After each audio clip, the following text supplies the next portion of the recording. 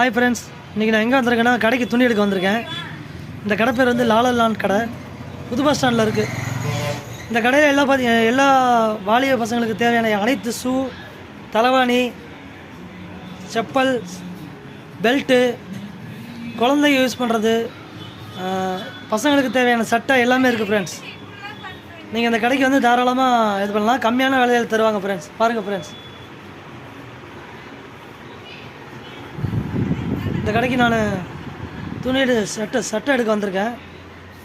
குழந்தைங்களுக்கு தேவையான எல்லா ஐட்டமும் இங்கே இருக்குது ஃப்ரெண்ட்ஸ். அதேமாதிரி பெரியவங்கலேருந்து சின்னவங்கலேருந்து எல்லாமே செப்பல் கம்மியான விலையில் இங்கே கிடைக்கும் ஃப்ரெண்ட்ஸ்.